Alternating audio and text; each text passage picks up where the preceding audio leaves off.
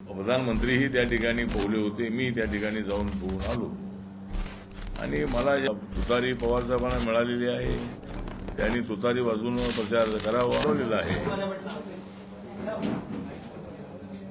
आणि मी लक्षद्वीपचा 2 दिवसाचा दौरा करून मी परवा तिथं आलेलो आहे. आणि लक्षद्वीप जे आहे तर लक्षद्वीप हे अत्यंत सुंदर असणार अशा पद्धतीचा एक केंद्रशासित प्रदेश आहे. त्या ठिकाणची पॉप्युलेशन जी आहे ती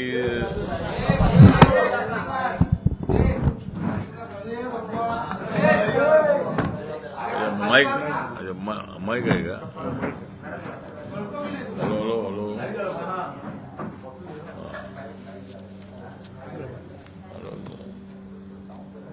तर लक्षद्वीप हे अत्यंत सुंदर अशा पद्धतीचं जवळजवळ 27 बेटांचा हा तो प्रदेश आहे.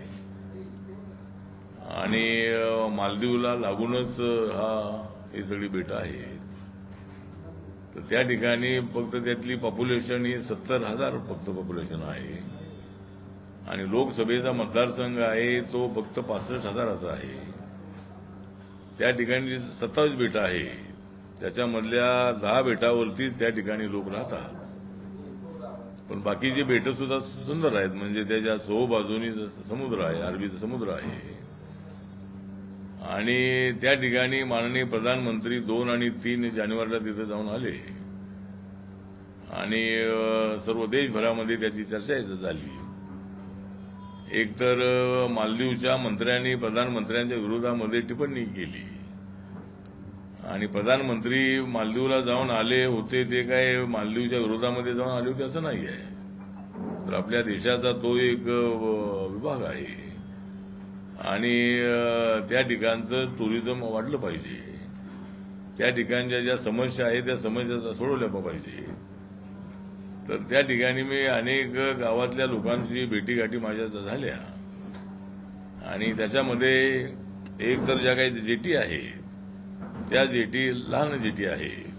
जर बाहेर जर जहाज आलं मुंबई, गोवा आणि कोची इथून जवळजवळ 15 लोकांना घेऊन जाणारी जहाजं त्या ठिकाणी येतात. पण येतात आणि लोकांचा मुक्काम हा त्या जहाजात असतो. जेवण सगळं त्यांचं जहाजात असतं. कारण त्या ठिकाणी टुरिझमची किंवा हॉटेल्स वगैरे इथने अजिबात नाही आहेत. फक्त बंगाराम या ठिकाणी एक रिसॉर्ट आहे ज्या ठिकाणी प्रधानमंत्री थांबले होते. मी त्या ठिकाणी थांबलो होतो. आणि त्या ठिकाणी जो स्कुबा नावाचं जे त्या ठिकाणी लोक याच्यामध्ये पोहतात तर प्रधानमंत्रीही त्या ठिकाणी पोहले होते. मी त्या ठिकाणी जाऊन पोहून आलो. आणि मला ज्या तिथे अडचणी लक्षात आल्या की त्या ठिकाणी महागाई मोठ्या प्रमाणामध्ये आहे. कारण सगळे त्या ठिकाणी फक्त नारळ हेच त्या ठिकाणी येतात. भाजी सब्जी वगैरे अजिबात तिथं उगवत नाही आहे. दुसरी कुठली पिकं त्या ठिकाणी होत नाही आहेत. फक्त कोकोनट आणि मासेमारी हाच त्या ठिकाणी धंदा आहे.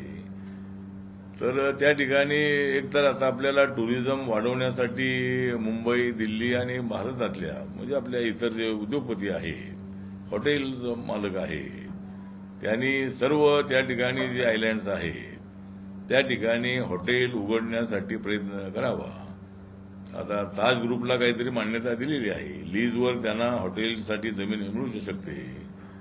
आणि ज्या बेटावर लोक राहत नाही आहेत त्या ठिकाणी जर अशी हॉटेल इंडस्ट्री वगैरे वाढली तर कामगार आणि अशा पद्धतीची वस्ती त्या ठिकाणी वाढू शकेल. आणि बाहेरून आलेल्या लोकांच्यासाठी सुद्धा त्याची व्यवस्था होऊ शकेल. मग त्या ठिकाणी मोठ्या प्रमाणामध्ये टुरिस्ट जाऊ शकतील. त्या ठिकाणी एकतर पिण्याच्या पाण्याचा प्रश्न आहे. कारण तिथं त्या बेटावर जरी बोर काढली तरी त्या बोरचं पाणी खारं असतं. त्यामुळे त्यांना पिण्याच्या पाण्याची मोठी अडचण आहे. त्या ठिकाणी जिथं लोकवस्ती आहे तिथं प्लॅन्ट लावलेले आहेत गव्हर्नमेंटच्या वतीनं. आणि खारं पाणी गोडं करण्याच्या संबंधातला प्रोजेक्ट त्या ठिकाणी आहे. तर ते पाणी त्यांना प्यायला दिलं जातं. त्यानंतर एका बेटाकडून दुसऱ्या बेटाकडे जाण्यासाठी शिप शिवाय दुसरा मार्ग नाही. हेलिकॉप्टर आहे त्या ठिकाणी, पवन हंस हेलिकॉप्टर आहे. पण सगळ्यांना हेलिकॉप्टरने जाणं परवडणं अशक्य आहे. म्हणून जे लोकल शिप आहेत या बेटातून त्या बेटाकडे जाणारी त्या शिपची संख्या वाढवली पाहिजे अशी मागणी त्यांनी माझ्याकडे केलेली आहे. त्यानंतर जी मोठी जेटी आहे त्या मोठी जेटी जर 2-3 त्या ठिकाणी झाल्या तर बाहेरून येणारी जहाजं जी आहे ती त्या ठिकाणी लागू शकतील आणि मग त्यामधले जे टुरिस्ट आहे ते टुरिस्ट 1 दिवस 2 दिवस त्या भागामध्ये राहू शकतील. त्यामुळं तिथला टुरिझमचा बिझनेस त्या ठिकाणी वाढेल. तर अशा पद्धतीची त्यांची मागणी आहे. त्या ठिकाणी जे अगदी एअरपोर्ट त्या ठिकाणी आहे ते एअरपोर्ट छोटं एअरपोर्ट आहे आणि कोचीवरून एकच विमान त्या ठिकाणी जातंय. कोचीवरून अगदी एअरपोर्टला जाणारं एकच विमान आहे आणि ती विमान संख्या वाढवायची असेल तर एअरपोर्ट मोठं करण्याची तिथली मागणी आहे. त्यासाठी मी ज्योतिरादित्य शिंदे यांना भेटू मी त्यांच्याकडे सगळा प्रस्ताव मी देणार आहे आणि त्या ठिकाणी जर बोईंग वगैरे विमानं आली तर टुरिस्टना त्या ठिकाणी चांगली सुविधा होऊ शकेल आणि मुंबईवरून डायरेक्ट त्या ठिकाणी जसं अंदमान निकोबारला पोर्ट ब्लेअरला मोठ्या प्रमाणामध्ये विमानं जातात. मुंबई, दिल्ली, नंतर मद्रास आहे, आपलं चेन्नई आहे, बेंगलोर आहे, हैदराबाद आहे, लखनौ आहे, अशा अनेक ठिकाणाहून तिथे विमानं जातात आणि रोज हजारोच्या संख्येने तिथे टुरिस्ट येतात आणि त्या ठिकाणी हॉटेल इंडस्ट्री चांगल्या पद्धतीची आहे. तर तशा पद्धतीनं या भागाचा विकास करण्यासाठी प्रयत्न करणं अत्यंत आवश्यक आहे. त्या ठिकाणी आमची जी एलएमको कंपनी आहे माझ्या मंत्रालयाच्या अंतर्गत त्यांनी दिव्यांगजनांना साहित्य वाटण्याचा कार्यक्रम ठेवला होता. त्या निमित्ताने मी पहिल्यांदाच त्या ठिकाणी गेलो आणि मी मालदीवला जाण्याचा विचार करत होतो. पण प्रधानमंत्र्यांच्या दौऱ्यानंतर जे काय मालदीवच्या लोकांनी काय मंत्र्यांनी जी टिप्पणी केली त्यामुळे आपण मालदीवचा दौरा रद्द करून आपण लक्षद्वीपच्या दौऱ्याकडे आम्ही गेलो आणि अत्यंत सुंदर अशा पद्धतीचा तो इलाका होता. तर या त्यांचे जे काही प्रश्न आहेत त्याच्यासाठी मंत्री म्हणून मी त्यांना आश्वासन दिलेलं आहे की आपल्याला मदत करण्याचा प्रयत्न नक्की आपण करणार आहोत आणि त्या ठिकाणी जे नोकर आहेत ते सरकारी नोकर 4,000 पर्यंत आहे आणि बाकीची कुठली इंडस्ट्री नाही. आता हॉटेल फक्त मी सांगितलेलं ते फक्त आहे. तर जर हॉटेल्स वगैरे वाढले तर लोकांना रोजगारी मिळेल आणि त्या ठिकाणी एक चांगला विकास होण्यासाठी मदत होऊ शकेल. त्या ठिकाणी एक मिनिट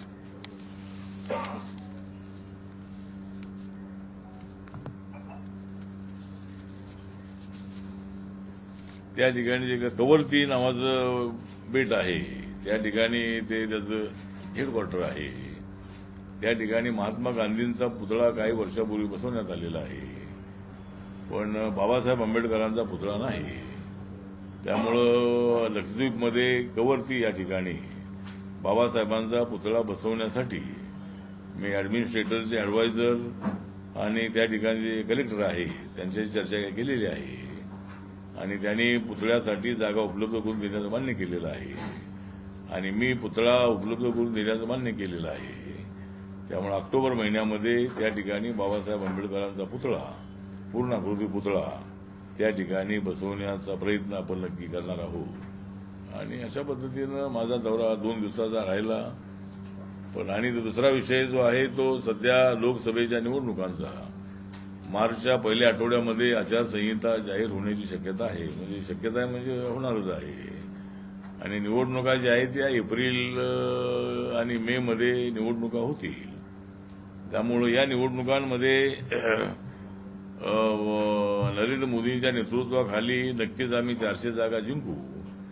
कारण मागच्या 2019च्या निवडणुकीमध्ये बीजेपीला 303 जागा मिळाल्या होत्या आणि त्या अगोदर 5 राज्यामध्ये जे राजस्थान, मध्य प्रदेश आणि छत्तीसगड, तेलंगणा आणि मिझोराम या 5 राज्यांमध्ये बीजेपीचं सरकार नव्हतं. तरी सुद्धा नरेंद्र मोदींच्या नेतृत्वाखाली बीजेपीला त्या ठिकाणी 303 जागा मिळाल्या होत्या आणि बाकी इंडियाच्या जागा होत्या अशा जागा 350 पेक्षा ज्या जागा मला मिळाल्या होत्या. मागच्या 5 वर्षामध्ये आम्ही केलेली कामं जी आहे, महिला आरक्षण बिल आहे, 370 कलम हटवण्याचा निर्णय आहे, त्यानंतर अनेक शेतकऱ्यांसाठी घेतलेले निर्णय आहेत, बाकीच्या अनेक जे नॅशनल हायवे आहेत ते गडकरींच्या नेतृत्वाखाली अत्यंत चांगले झालेले आहेत, अनेक मार्ग नवीन झालेले आहेत, नवीन नॅशनल हायवे झालेले आहेत, जनधन योजना आहे, 51 कोटी लोकांना ज्याचे अकाउंट उघडण्यात आलेले आहेत, जवळजवळ 44 कोटी लोकांना मुद्रा योजनेचं लोन मिळालेलं आहे, जवळजवळ 10 कोटीपेक्षा जास्त लोकांना गॅस सिलेंडर मिळालेला आहे, 4 कोटी लोकांना आयुष्यमान भारत योजनेचा 5 लाख रुपये मेडिकल ट्रीटमेंटसाठी देण्यासाठी 4 करोड लोकांना त्याचा फायदा झालेला आहे, प्रधानमंत्री आवास योजनेच्या अंतर्गत जवळजवळ 4 कोटी लोकांना फायदा मिळालेला आहे, घरं मिळालेली आहेत, जवळजवळ 80 कोटी लोकांना पुढची 5 वर्ष हे फ्रीमध्ये अन्नधान्य देण्याचं सरकारने मोदी साहेबांनी अनाऊन्स केलेलं आहे. तर अशा अनेक ज्या निर्णय आहेत, या निर्णयामुळं नवीन संसद भवन बांधण्यात आलेलं आहे. नवीन संसद भवनाला संविधान सदन हे नाव दिलेलं आहे आणि नरेंद्र मोदीजी हे संविधानाला मजबूत करणारे नेते आहेत. नरेंद्र मोदी यांनी 2019 मध्ये संविधानाला माथा टेकून त्यांनी प्रतिज्ञा केलेली आहे की भारताचा विकास जो आहे तो खालच्या माणसापर्यंत पोहोचवला पाहिजे, गावापर्यंत पोहोचवला पाहिजे आणि त्या दिशेनं सरकारच्या वतीनं प्रयत्न सुरू आहेत. विरोधकांनी फक्त मोदींना शिवाय देण्याचं काम सुरू केलेलं आहे आणि मोदीजी मात्र विकासाच्या दिशेनं पुढे चाललेले आहेत. त्यामुळे माझा पक्ष हा ताकदीनं देशभरामध्ये मोदींच्या पाठीमागे उभा राहणार आहे. एनडीएमध्ये ताकदीनं आम्ही उभे राहणार आहोत. पण आमची एकच मागणी आहे की रिपब्लिकन पक्षाला महाराष्ट्रामध्ये एक जागा तरी सोडावी. आणि मी आठवण करून देतो की भाजप आणि शिवसेना ज्यावेळेला एकत्र होते त्यानंतर रिपब्लिकन पक्षाची एंट्री झाली होती 2011 मध्ये, नाही 2012 मध्ये.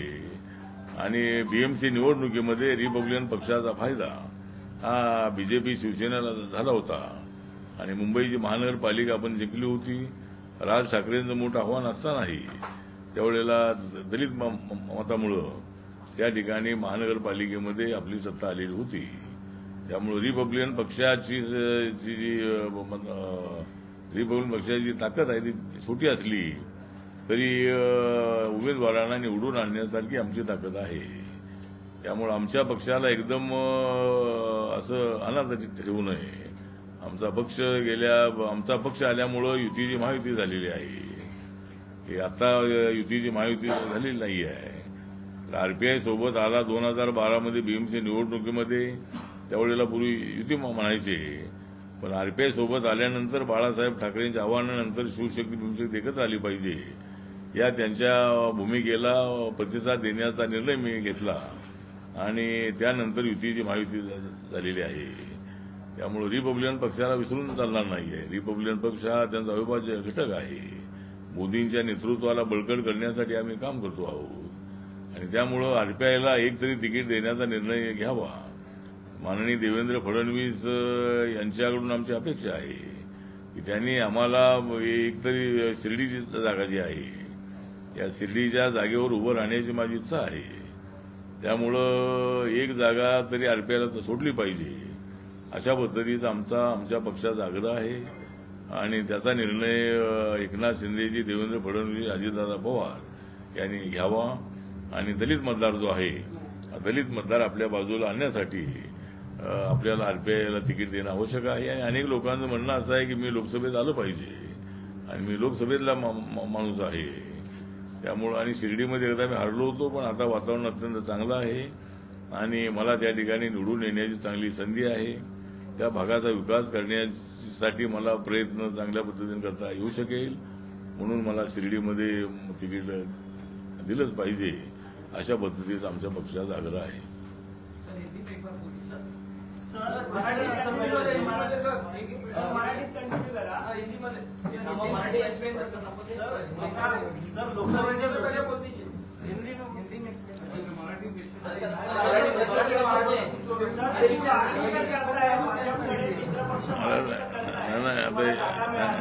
नाही हिंदीमध्ये होतं नाही. सर, पहिले हिंदी में बोलायची तुमच्या मित्र पक्षाने. नाही हिंदीचं सांगतो थोडं आणि मग प्रश्न विचारा. बरोबर. हाँ, तो मैं लक्षद्वीप का 2 दिन का दौरा करके मैं आया हूँ और लक्षद्वीप बहुत ही सुंदर प्लेस है. जिस तरह मालदीव भी अनेक बेटों का मालदीव है, उसी तरह लक्षद्वीप भी बहुत सुंदर है.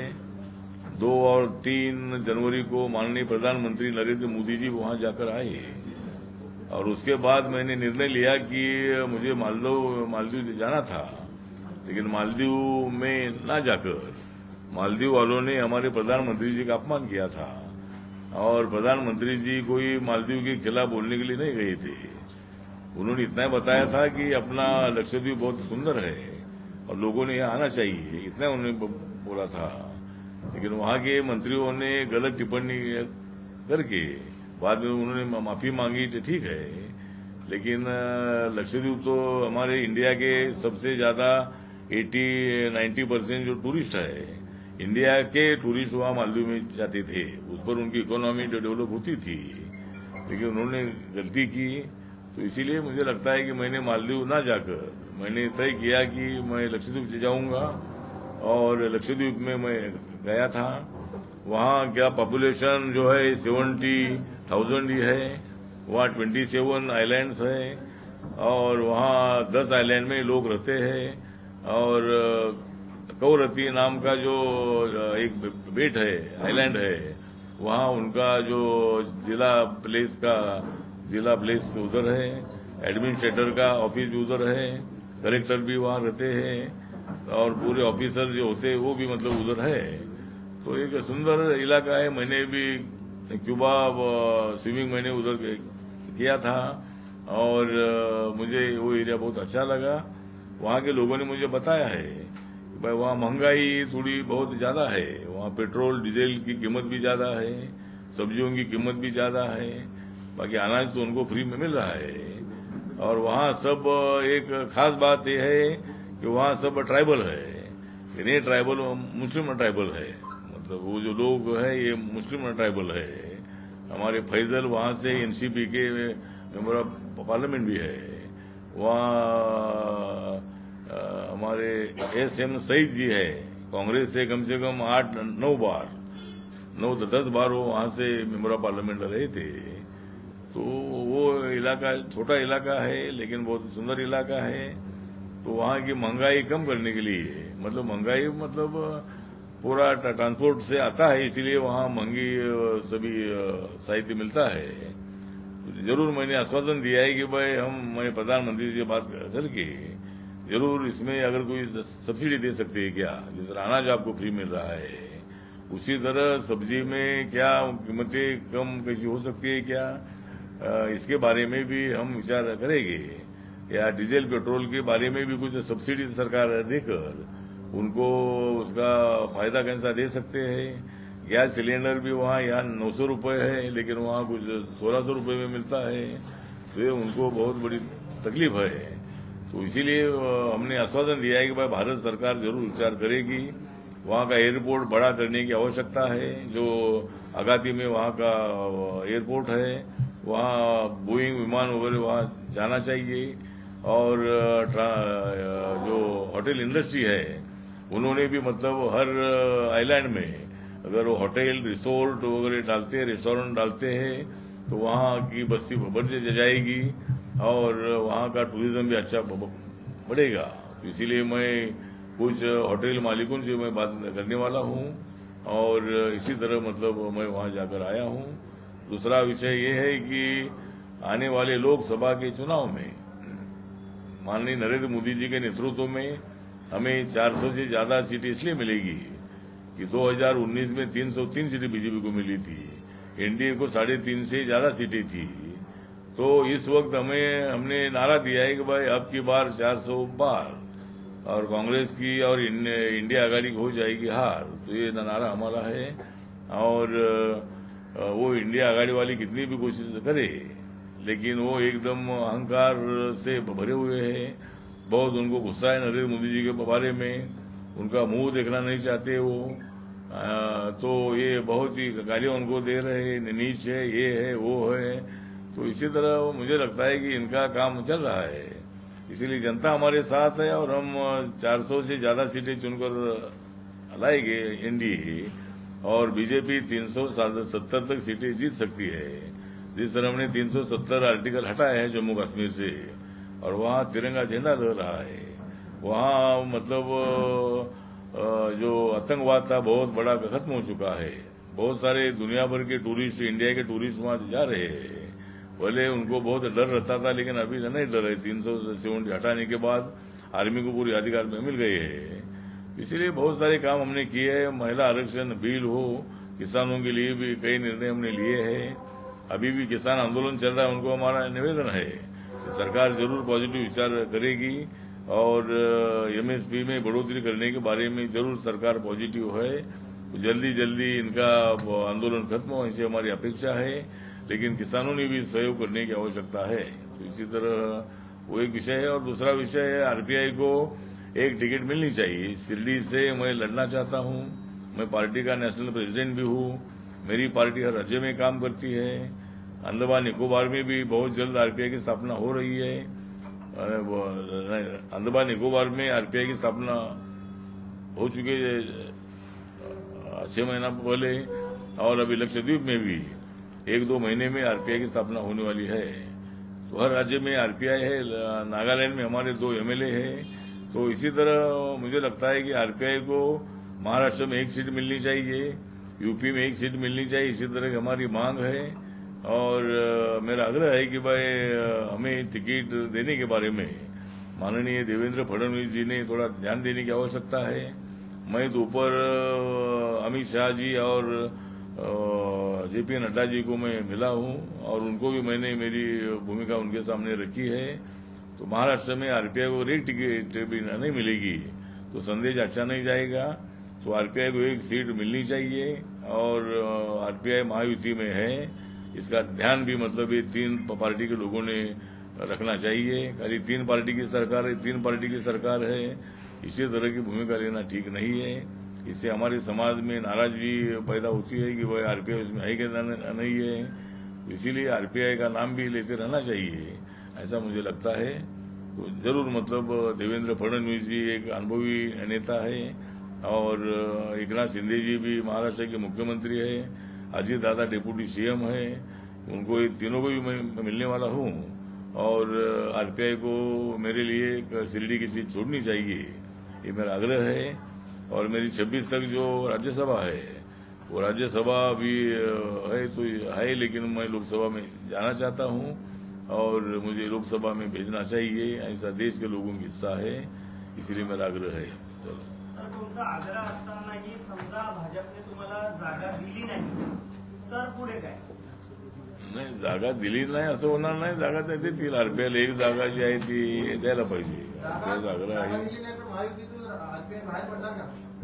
नाही, बाहेर पडण्याचा विषय येत नाहीये। मी तर राहतच आहे, त्यामुळे बाहेर जाण्याचा विषय येत नाही आहे। त्यामुळे मी नरेंद्र मोदींच्या नेतृत्वात विश्वास ठेवणार आहे आणि माझा पक्ष जो आहे हा देशभरामध्ये वाढतो आहे। माझ्या पक्षाला संपवण्याचं जे काम आहे ते कुणी करतंय असं अजिबात नाही आहे। बाकीचे उद्धव ठाकरेंना वाटतं की त्यांचा पक्ष संपवण्याचा प्रयत्न झाला, पण त्यांच्या करणीमुळे ते झालेलं आहे। जर उद्धव ठाकरे इकडे आले असते अगोदरच तर पक्ष संपला नसता, त्यांचं सिम्बॉल गेलं नसतं। त्यामुळे ठीक आहे। तर आपला जो प्रश्न आहे की मी महायुतीमध्ये इंडियामध्येच राहणार आहे, पण आमच्या पक्षाचा आणि माझा स्वतःचा आग्रह आहे आणि मी या तिन्ही नेत्यांशी चर्चा करणार आहे। वरती मी चर्चा नेत्यांशी करणार आहे। पण यापूर्वी समजा तुम्हाला जागा दिली तरी त्यांच्या चिन्हावर तुम्हाला लढावं लागलं, भाजपच्या चिन्हावर लढावं लागलं होतं, तर तुम्ही यावेळेला आग्रही असाल का की तुमच्या चिन्हावर लढायला? नाही, मी भाजपच्या चिन्हावर लढणार नाही। मी ज्यावेळेला काँग्रेससोबत होतो त्यावेळेला 3 वेळेला मी माझ्या सिम्बॉलवर लढलेलो आहे। मी 2 वेळेला आरपीआयच्या सिम्बॉलवर मी निवडून आलो आणि एकदा मी अपक्ष म्हणून निवडून आलेलो आहे। मी मुंबईमध्ये एकदा निवडून आलो, ते आरपीआयच्या तिकिटावर निवडून आलो, ज्यावेळेला आमच्या पक्षाचे 4 खासदार होते। नंतर 2 वेळेला मी निवडून आलो, त्यामध्ये एकदा मी अपक्ष म्हणून निवडून आलो होतो आणि एकदा आरपीआयच्या तिकिटावर निवडून आलो। त्यामुळं मी आरपीआयच्या तिकिटावरच मी उभा राहणार, मी बीजेपीच्या तिकिटावर उभा राहणार नाही। आता मी राज्यसभेवर जो आहे तो आरपीआयच्या ईव्ही फॉर्मवर मी त्या ठिकाणी आहे. त्यामुळं बीजेपीच्या सिम्बॉलवर मी लढणार नाही. आठवले साहेब, आज राष्ट्रवादी शरदचंद्र पवार राष्ट्रवादीच्या तुतारी चिन्हाचं अनावरण झालं किल्ले रायगडावर. त्यांनी आता अनावरण करायचं असेल त्यांनी करावं. जसं आता शुभेच्छा आहेत का तुमच्या त्यांना? तुतारी नाही जसं पुतळ्याचं अनावरण करतात तसं त्यांनी तुतारीचं अनावरण केलेलं आहे. त्यामुळं त्यांनी जरी तुतारीचं अनावरण केलं तरी त्यांना त्या जे सिम्बॉल इलेक्शन कमिशनने दिलेलं आहे. त्यामुळं पवार साहेबांवरती अशी वेळ येणं हे आमच्यासाठी दुःखदायक आहे. त्यांचं घड्याळ सिम्बॉल जे आहे ते पवार साहेबांना मिळालं. राष्ट्रवादी काँग्रेस पक्ष जो आहे तो पवार साहेबांनी स्थापन केला. पण पवार साहेबांना चांगला अनुभव आहे की ते मुख्यमंत्री राहिलेले आहेत. आणि ज्या वेळेला वसंतदादा पाटील मुख्यमंत्री असताना पवार साहेब हे काँग्रेसमधून बाहेर पडले आणि 1/3 लोकांना घेऊन ते बाहेर पडल्यामुळं त्यावेळेला नियम 1/3चा होता. जर 1/3 लोक घेऊन बाहेर पडले तर त्यांना ती संधी मिळाली. पण आता त्यांचा पक्ष ऑल इंडियाचा असल्यामुळं त्यांचा पक्ष तसा त्या काळामध्ये काँग्रेस पक्ष जो आहे तो ऑल इंडियाचा असल्यामुळं शरद पवार यांना काही ते सिम्बॉल ते काँग्रेस पंजाब मिळालं नाही. पण इथं एकनाथ शिंदेजी यांच्याबरोबर 40 आमदार आले. हा पक्ष महाराष्ट्रापुरताच आहे आणि आपला एकनाथ शिंदेची शिवसेना उद्धव ठाकरेंची बाळासाहेबांची महाराष्ट्रापुरतीच आहे. आणि एकनाथ आपल्या पवार साहेबांचा पक्षही हा इथल्या राज्यातलाच आहे. त्यामुळे 2/3 मेजॉरिटी या दोघांच्या सोबत आल्यामुळं त्यांना सिम्बॉल मिळालेला आहे. आता तुतारी पवार साहेबांना मिळालेली आहे. त्यांनी तुतारी वाजवून प्रचार करावा. आम्ही आमचं बीजेपीचं कमळ लावून आम्ही प्रचार करू. नंतर धनुष्यबाण लावून एकनाथ शिंदेचे लोक प्रचार करतील. असे दादाचे लोक हे घड्याळाचा सिम्बॉल लावून प्रचार करतील. त्यामुळे आम्हाला काही अडचण अजिबात नाही. त्यामुळं माझ्या पवार साहेबांना शुभेच्छा आहेत की त्यांनी तुतारी सिम्बॉल हे लोकांपर्यंत पोचवावं. आमचं कमळ अगोदरच पोचलेलं आहे. त्यामुळं तुमचं एवढा उशिरा किती पोचेल हे सांगता येत नाही. आठवलेजी, आता तुम्ही म्हणालात की पवार साहेबांवर जी वेळ आलेली आहे ती दुर्दैवी आहे. त्यांचं चिन्ह काढून गेलं, नवीन चिन्हावर त्यांना लढावं लागतंय. तसंच काहीसं शिवसेनेसोबत देखील झालेलं आहे. त्यांचं देखील पक्ष चिन्ह काढून घेण्यात आलं आणि ते एकनाथ शिंदेना देण्यात आलेलं आहे. आणि या सगळ्या पाठी भाजप असल्याचा आरोप केला जातोय. त्यावर आपली काय प्रतिक्रिया? नाही, माझी प्रतिक्रिया ही आहे की त्याच्या पाठीमागे भाजप अजिबात नाही. तर ज्यावेळेला 1/3 मेजॉरिटी असायची त्यावेळेला बऱ्याच वेळेला सरकार पडत होती आणि त्यामुळं मग नंतर 2/3चा कायदा करण्यात आलेला आहे. 2/3 मेजॉरिटीनं जर काही आमदार असे एक समूह जर असा एकत्रित असला तर त्याला मान्यता देण्याचा अधिकार इलेक्शन कमिशनला आहे. कोणता पक्ष खरा पक्ष, ज्याच्याकडे 40 आमदार आहेत तो पक्ष की ज्याच्याकडे 14 आमदार आहेत तो पक्ष, ज्याच्याकडे 42 आमदार आहेत तो पक्ष की ज्यांच्याकडे 14 आमदार आहेत तो पक्ष, 12 आमदार आहेत. म्हणून याच्या पाठीमागे बीजेपीचा अजिबात काही संबंध नाही. इलेक्शन कमिशननी मेरिटवरती तो निर्णय दिलेला आहे आणि त्यानंतर माननीय राहुल नार्वेकरांनी मेरिटवरती तो निर्णय दिलेला आहे. उलट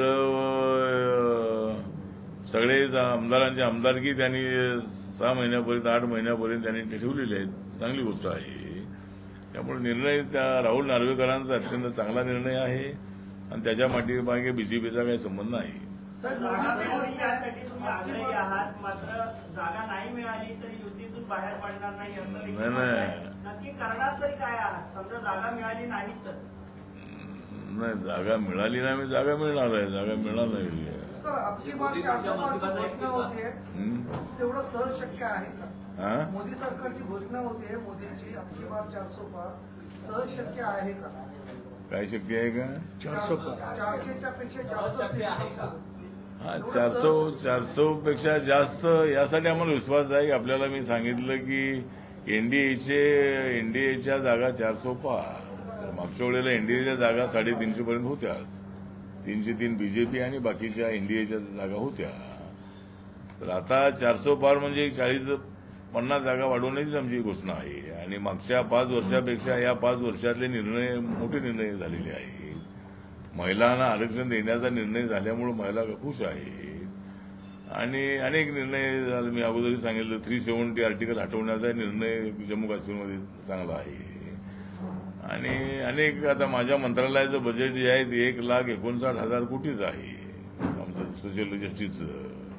त्यामुळे सर्व घटकांना न्याय देण्याची त्यांची भूमिका, नॅशनल हायवे अत्यंत चांगले सुंदर बनवण्याचा त्यांचा निर्णय, 80 करोड लोकांना फ्रीमध्ये धान्य 5 वर्षे देण्याचा निर्णय आणि जनधन योजना, आवास योजना, उज्ज्वला योजना, आयुष्यमान भारत योजना अशा सगळ्या योजनांचा फायदा लोकांपर्यंत पोहोचलेला आहे. त्यानंतरचा दुसरा एक निर्णय आहे तो 10% लोकांना आरक्षण देण्याचा. 10% लोकांना इकॉनॉमी विकर सेक्शन जो आहे त्या इकॉनॉमी विकर सेक्शनला 10% आरक्षण देण्याचा निर्णय आम्ही घेतलेला आहे आणि आता महाराष्ट्रामध्येही मराठा समाजाला आरक्षण देण्याचा निर्णय झालेला आहे. 10% स्वतंत्र आरक्षण देण्याचा अभिनंदनीय निर्णय आहे. त्यामुळं मनोज जरांगे पाटील यांनी आपलं आंदोलन थांबवावं आणि मराठा समाजाला आता न्याय मिळालेला आहे. त्यामुळं मनोज जरांगे पाटील यांना माझा पूर्ण पाठिंबा राहिलेला आहे आणि अजूनही त्यांना आपला पाठिंबा आहे. ते अत्यंत चांगले चाणक्य नेते आहेत, अत्यंत चांगली भूमिका ते मांडतायत. एका ग्रामीण भागातून आल्यानंतर इथे मराठा समाजासाठी त्यांनी फार मोठं काम केलेलं आहे. मराठा समाजाला खडबडून जागं करण्याचं काम त्यांनी अनेक वर्षानंतर जे नेते झाले त्या नेत्यांमध्ये जरांगे पाटील हे सगळ्यात नंबर 1ला आहे आणि त्यांनी मराठा समाजाला खडबडून जागं केलेलं आहे. पण वयोवृद्ध लोकांना उपोषण करायला लावू नये आणि आता उपोषणाची आणि रस्ता रोकोची आवश्यकता नाही आहे. एकदा सरकारने जाहीर केलेलं आहे त्याप्रमाणे त्याचं इम्प्लिमेंटेशन होणारच आहे आणि म्हणून त्यांनी थोडं सरकारला सहकार्य करावं अशी माझी भूमिका आहे. सर, महायुतीमध्ये बाहेरच्या नेत्यांची संख्या वाढते. आता अशोक चव्हाणांना देखील राज्यसभेवर पाठवण्यात आलं. मनसे देखील भाजपच्या संपर्कात आहे. तर बाकीच्यांसोबत युती होते पण आरपीआय सोबत दुजाभाव होतो असं वाटतं का आपल्याला? नाही आरपीआय सोबत म्हणजे आम्ही काही फार जागा मागतोय असं नाही आहे. आरपीआयला एकच जागा हवी आहे, त्याचा विचार करावा. अजून काही चर्चा तशी झालेली नाही आहे. त्यामुळे आरपीआयला दुजाभाव वगैरे मिळतो असं काही तर नाही आहे. आरपीआयला सन्मान मिळतो आहे. माझे मोदींशी अत्यंत चांगले संबंध आहेत. सगळ्यांशी माझे अनेक वेळेला भेट होत असते. पण महाराष्ट्रामधल्या नेत्यांनी मात्र थोडंसं आमच्या कार्यकर्त्यांना लक्षात ठेवलं पाहिजे. सरकार आपल्या दारी जाते त्यावेळेला आम्हाला घेऊन त्यांच्या दारी जा. तुम्ही चाललेलेच आहात पण आमच्या पक्षाच्या लोकांना तिथं कळलं पाहिजे. आमच्या पक्षाचे निळे झेंडे त्या ठिकाणी लागले पाहिजे. तर थोडं त्यांनी हे या गोष्टी लक्षात ठेवल्या पाहिजे.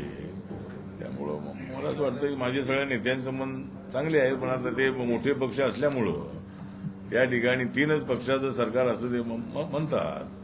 पण त्याला 4थ्या पायाची आवश्यकता आहे. तो 4था पाय म्हणजे आरपीआयचा आहे. गाडी लवकर पुढे जायची असेल तर 4 व्हीलरला घेऊन पुढे गेलं पाहिजे. ऑटो रिक्षाने जाऊन काही लवकर आपण पोहोचणार नाही आहे. त्यासाठी आरपीआय हा त्यांच्यावर विश्वास ठेवणारा पक्ष आहे. छोटा पक्ष आहे. आमच्या पक्षाचे फार आमदार नाही आहेत पण आमचे 2 आमदार जे आहेत ते आम्हाला ज्या 5 जागा दिल्या होत्या त्या 5 जागापैकी सिम्बॉल आमच्याकडे नसल्यामुळं आम्ही आमच्या 2 उमेदवारांना कमळ हे सिम्बॉल दिलं होतं. त्यामुळे 2 आमदार आमच्या पक्षाचे त्यांच्या 105 मध्ये आहे आणि आम्हाला काही ते डावलतायत असं नाही आहे पण थोडा सिरियसली विचार त्यांनी करावा असं आमचं म्हणणं आहे. नमस्कार. शेवटी देणार असं फडणवीसांनी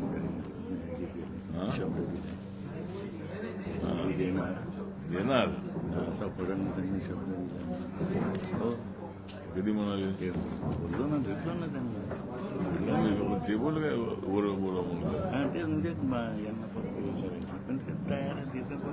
हा नाही आमचे अविनाश महातेकर हे माननीय देवेंद्र फडणवीस यांना भेटले होते आणि त्यांना आग्रह करून आम्ही सांगितलं की लोकांची भावना आहे. मला माझी राज्यसभा 26 पर्यंत आहे पण लोकांची भावना आहे की मी लोकसभेमध्ये असावं आणि आरपीआयला 1 तिकीट दिलेलं आहे त्याची चर्चा देशभरामध्ये होणार आहे. दलित मतदारांना आकृष्ट करण्यासाठी थोडंसं आता फक्त आता ती जागा द्यायची कशी तर ते आता बीजेपीच्या कोट्यातून द्यावी लागेल. शिवसेनेच्या कोट्यामध्ये आम्ही नाही, राष्ट्रवादीच्या कोट्यामध्ये आम्ही नाही आम्ही आहोत ते शिवसेनेच्या कोट्यामध्ये आहोत, आपल्या बीजेपीच्या कोट्यामध्ये आहोत. आणि मागच्या वेळेला माझं मंत्रिपद असंच उकलं होतं की मी शरद पवारांच्या कोट्यामध्ये होतो. त्यामुळं मला त्या युपीएच्या काळामध्ये मंत्रिपद मिळालं नव्हतं. ठीक आहे, आपण देवेंद्र फडणवीस यांनी पॉझिटिव्हली सांगितलेलं आहे की त्याचा विचार होऊ शकतो, असं अविनाश मातेकरांना त्यांनी आश्वासन दिलेलं आहे.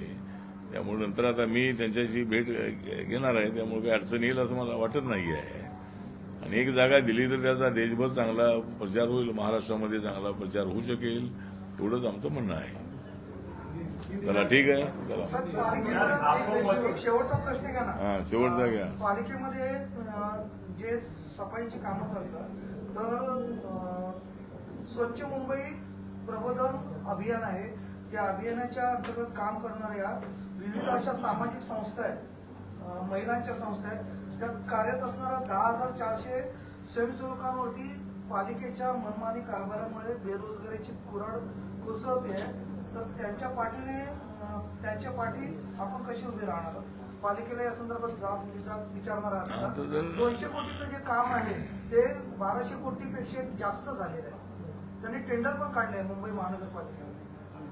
नाही तर त्यासाठी मी आता कामगारांची जर मला डिटेल माहिती मिळाली तर आतापर्यंत काय मला विषय माहिती नाही.